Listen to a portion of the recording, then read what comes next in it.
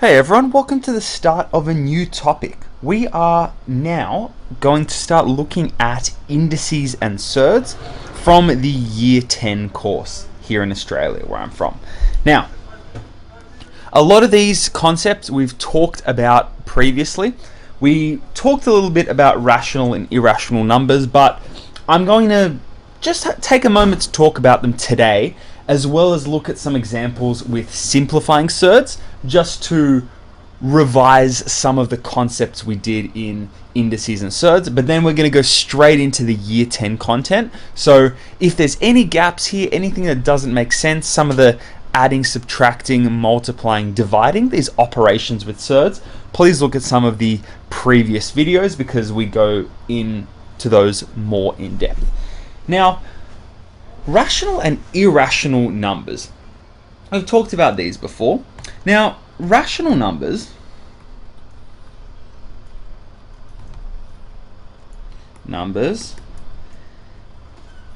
a lot of different types of numbers fall under this branch of rational numbers, I should say. So we have, for example, our whole numbers, some fractions, and things like that. And essentially any rational numbers, they are always numbers that behave in kind of like an orderly fashion. I know this sounds like a weird way to put it, but consider maybe a type of fraction, right? So if we have, I don't know, let's go 1/3. Now, if we were to write this as a decimal, I would get 0.3333 ... or 0.3 repeater. Now, in the actual decimal places, so all these numbers over here, they behave in an orderly fashion, right? There's a certain pattern. It's just 3 endlessly. Now, irrational numbers, we've looked at some of these before. Numbers. These are numbers that, in other words, essentially numbers that have no kind of recurring or repeating pattern in their decimal. Or, in other words, just numbers that can't be written as fractions, because fractions are rational numbers. So these irrational ones are numbers that can't be written as fractions or whole numbers or anything of that sort. They can't be written as any number with a sort of pattern associated with it. So something like this example that we looked at here. Now, a couple of examples of these that we've looked at with irrational numbers. Pi, for example, isn't an irrational number. It is an irrational number because if we pop it into our calculator, for example, if I were to put pi into my calculator now, that's going to be given as 3.141592654 ... Now, there is no point in my decimals here where this is making any sort of sense. It just looks like randomly scattered numbers all over the place. There's no actual rhyme or reason to them. Now, another type of irrational number which we're looking at in this topic is a surd. So something like the square root of 12. If you were to pop that into your calculator, you would get, again, a series of really weird numbers. You'd get 3.464101615, on and on and on. This thing cannot be, this decimal portion of it, there's no fraction that represents this. There is no nice way to put this number. There's no repeating patterns in the decimal section. So yeah, we have a couple of 4s here, we have a couple of 1s, but like they don't really repeat in a way with the other numbers. It just looks like an absolute mess. So these are what we call irrational numbers. Now, some of our symbols are irrational, like pi, or our surds are also examples of irrational numbers. Now, irrational numbers and rational numbers all make up the real numbers. So we can, no matter how crazy these numbers look, we can put them all on our regular number line. They sit really nicely on this number line going from 0 all the way up to positive infinity or negative infinity. Once again, these aren't actual numbers, but just as we get really, really big or really, really small, I can fit any rational or irrational numbers on my number line. So if I put a couple more examples, if I put a couple more bits on my number line, I can actually map out all of these numbers. They're all as crazy, especially as the irrational numbers look, they are still real numbers. So pi, for example, would sit somewhere here, for example. My root 12, that's just under 3.5, so that's going to sit like maybe around here. My 1/3, my irrational number, is going to sit about here. So all rational or irrational numbers can be placed on a number line. So these are examples of real numbers. So these rational and irrational numbers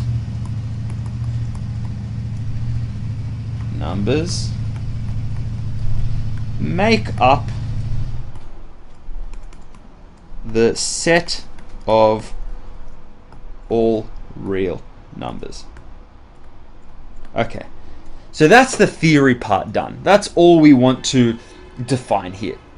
That no matter how weird and extensive, big and small these numbers get, they can all be plotted on the number line. So they make up the real numbers. And this is what we call all of these. Now, this video is going to be split up into a couple of sections because this is a pretty broad topic. In the first one, we're just going to be defining and locating surds here. So we're going to see which number's a surd, which is not a surd. So I have minus root 3, for example. And my second, actually, let's do it up here. My second number is 1/37%. And my other one is 3/7. Okay, so if you remember from our surd topic, a surd has to have this radical symbol here. So my only surd is going to be this guy here. So if it's a surd, it's going to be an irrational number. So that means these other two, we're going to show that in a second, these are going to be rational numbers. So if we put negative root 3 into a calculator, that's going to give us negative 1.732050807 ... Once again, no rhyme or reason to the decimals and how they work. So because of that, it means we can't make it into a fraction, so therefore it's going to be an irrational number. Now, let's look at the other two. Now, 137%, that is going to just be, any percentage is just that number as a fraction of 100. So this just means 137 over 100.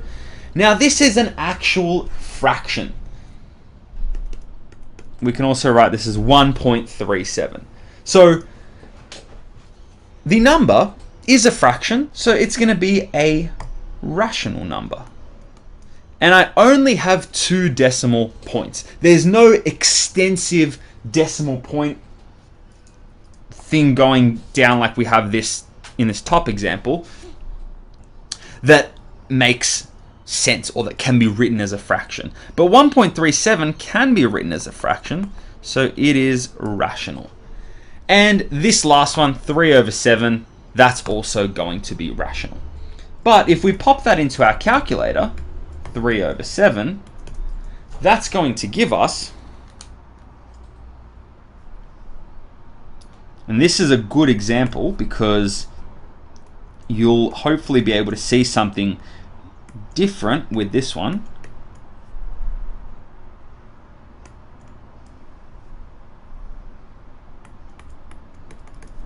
Okay.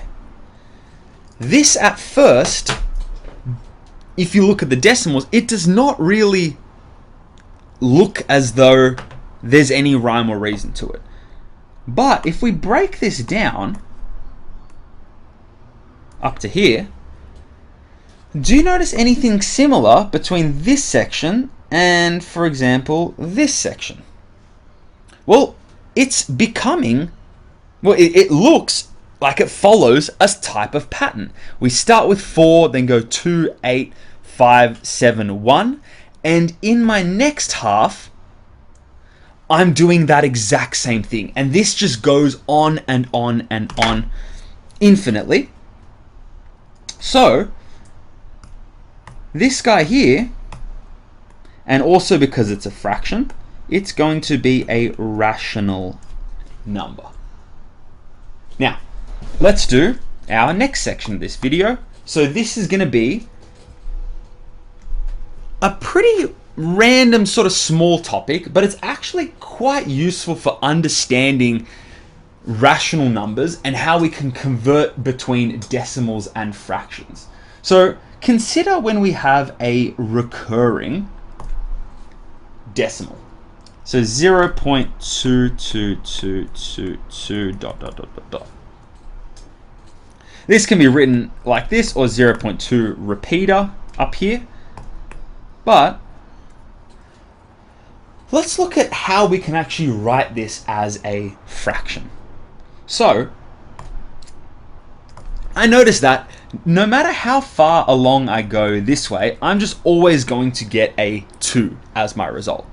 So let's just think of this number in its current form, and I'm just going to call this number x. So I'm just going to say let 0.2222 repeater equal to x.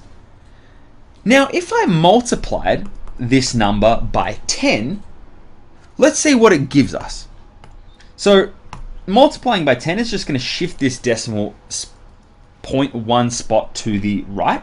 So that means, therefore, 2.2222 repeater is going to be 10x. Now, we're trying to find, because at the end of the day, we're trying to find an expression for this number as a fraction. Now, consider this portion of both numbers.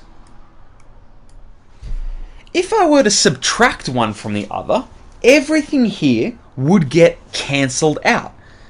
So 0.22222222, if I subtract it from itself, I'm going to wind up with 0.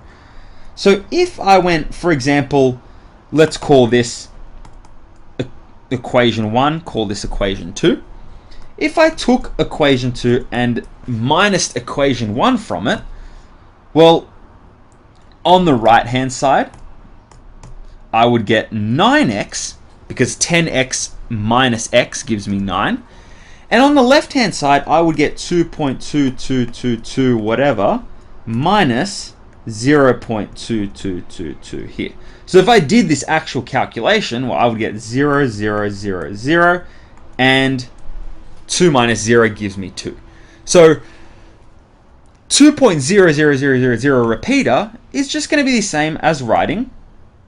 Oh, actually, let's keep that how it was. That's going to be exactly the same as just writing 2. So 2 equals to 9x. So to get x on its own, well, 9's multiplying by it, so I'm just going to divide both sides by 9. And I get that my x equals to 2 over 9. We have been able to convert this rational number from a decimal to a fraction, even when it looks a little bit weirder. Now, let's take one more example. This is going to be a slightly trickier one. What if I had 0.23 repeater? So, this is kind of the same as just writing 0.23333 dot dot dot dot dot dot dot. Okay. Now, what's different about this thing here? Well, let's take our same approach as we did before. So what we're going to do is we're going to let x equal 0.2333 repeater. So I'm going to find, for example, 10x now, and see if I can do this same little trick. If I do 10x, that's just going to move the decimal spot to the right, because when I times by 10, our decimal point gets shifted. So that gives me 2.333 repeater. Let's do another 3. Okay. Now, what if I want to approach this in the same way? I have my first equation, I have my second equation, and I want to subtract the first from the second here. On my left-hand side, I'm going to get 9x. On my right-hand side, I'm going to get 2.3333 over 0.2333. Sorry, that's meant to be a minus, not a fraction. And let's figure out what this is. 3 minus 3 gives me 0, 0, 0. 3 minus 2 gives me 1. And 2 minus 0 gives me 2. So I can say 9x equals 2.1. And if I want to just get my number, we want to write it as a fraction here on its own. So that number is x, as we said, this guy here. I can divide both sides by 9 to give me a value for x. And that gives me 2.1 over 9. But remember, we don't like decimals on a numerator or denominator when we're talking about fractions. So we just want to get this to whole numbers. So I can just multiply top and bottom by the same number. I'm going to do 10 here. Why have I chosen 10? Because that's going to move this decimal point to the right. So I get 21 over 90. And if you were to put 21 over 90 into your calculator and convert it into a fraction, you would get the same thing we had. Sorry, and convert it to a decimal, you would get this thing up here. My 0.23 repeater with 3. Okay, if you're still with me, thank you. We are moving on to the very last thing, just a bit of revision on simplifying surds. So we'll do a couple of questions here. Let's go question 4 and 5. I have root 32 and I want to simplify this. In other words, I want to make the number in the radical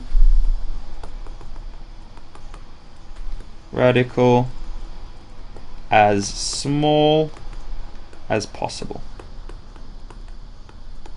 Okay, now you may remember from last year that the way we do this is we want to break down this number into two products.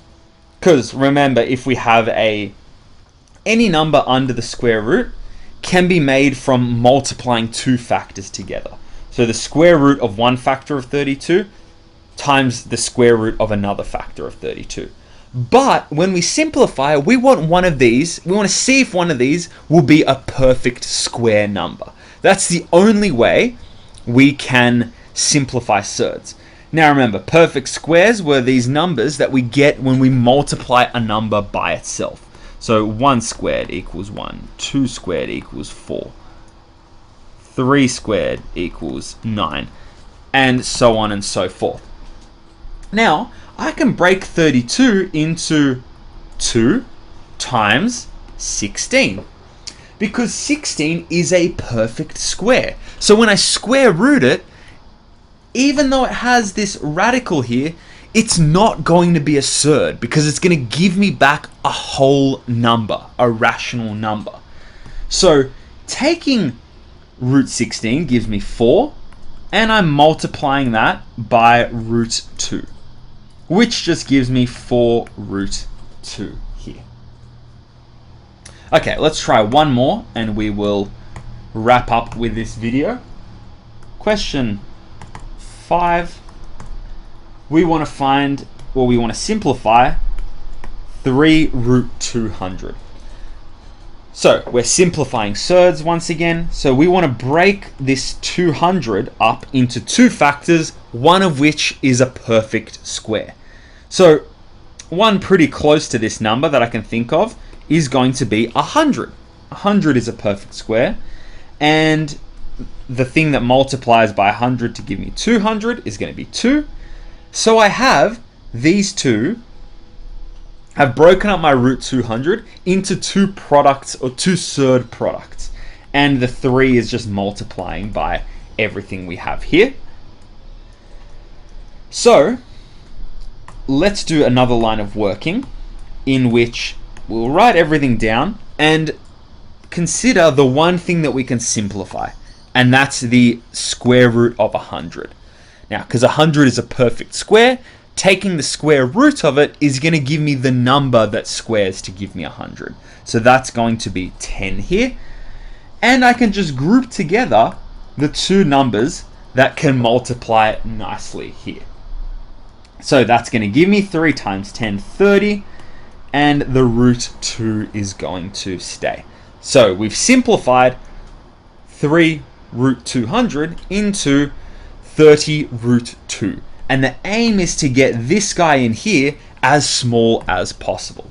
That brings us to the end of this video. Hopefully that gave you a little bit of a revision on simplifying surds and reminded you what we mean about when we talk about irrational and rational numbers. But thank you so much for watching, and I'll see you in the next video.